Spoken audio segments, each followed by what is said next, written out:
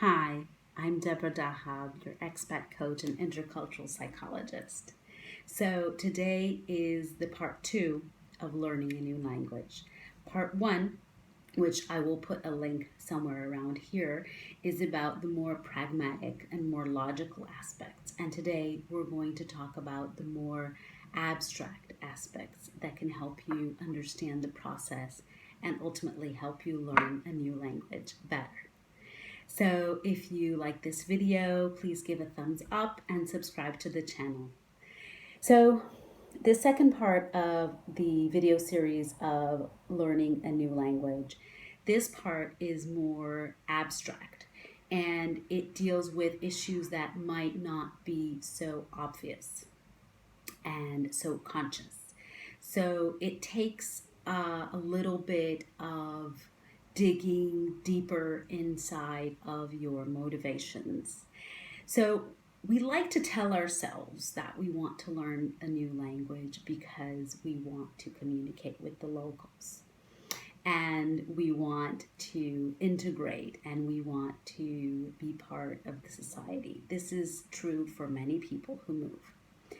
Now, it's not true for everyone.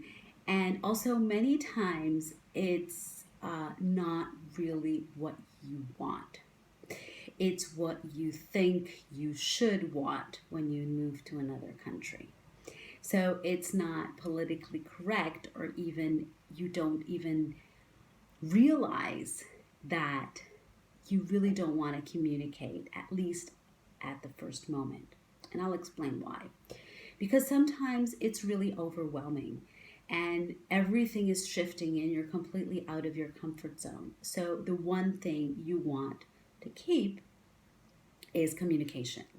And you feel a lot comfortable, at least in the first moments, speaking to people who speak either your original language or English, if it's not your original language, some language that you communicate better in. And that's completely understandable. And it comes out in my clients as this when they say that, yes, they want to integrate and they want to be part of society, which they do.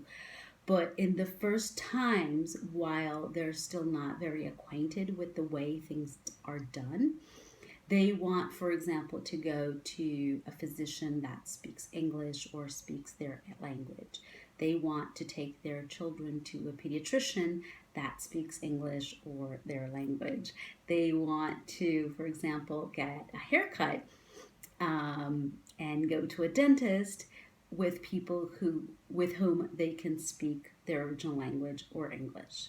So that idea that you want to integrate, while it's not untrue, it might not be true in the first moments. And that is okay. It's okay to want to communicate in your own language or feel that you are safer and that these issues like doctors and dentists and haircuts and are things that we really want to get right. We really want people to understand us and we want to understand people.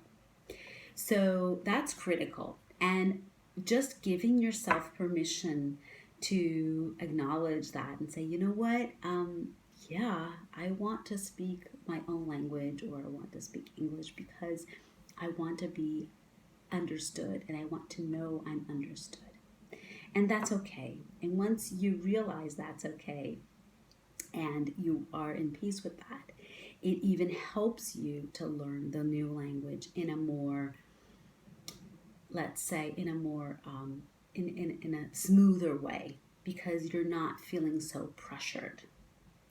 So that is one aspect that people rarely realize because it's politically correct to say that you want to speak the local language, and you do. However, you might not want to speak it immediately and with every single area of your life. I hope that makes sense to you. So another aspect that is pretty common with people that I talk to and some of my clients regarding learning a new language are some beliefs that we have. For example, have you ever thought that you are too old to learn a new language? Have you ever thought that, well, you've tried to learn a new language before and it didn't work, so this time it probably won't work either? Well, these are beliefs that we have and we bring with us from past experience, for example, from seeing other people perhaps try and not succeed, or at least we don't see them succeed, or we don't perceive them as succeeding, because success has different shapes and forms, right? So these beliefs, they're unconscious. They rarely come out in a conscious way, even though many times we do say it. So one thing that I would suggest for you to do is to write down on a piece of paper everything that comes to mind when you're thinking about learning a new language. All the shoulds, anything that comes with I should do this, I should do that, I can't do that, or I ought to do that. Anything that comes with that kind of tone is probably in that category of a limiting belief.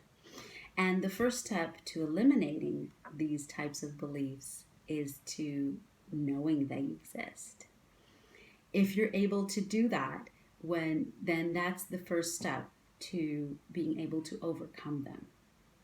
And acknowledging that they're there.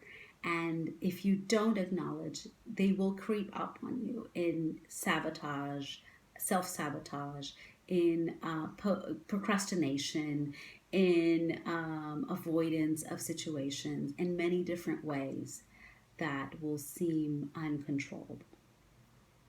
Well, I hope this helped you. I hope this gave you some tips to deal with learning the new language, whatever the language is, better. And again, if you like this video, please give a thumbs up and subscribe to the channel.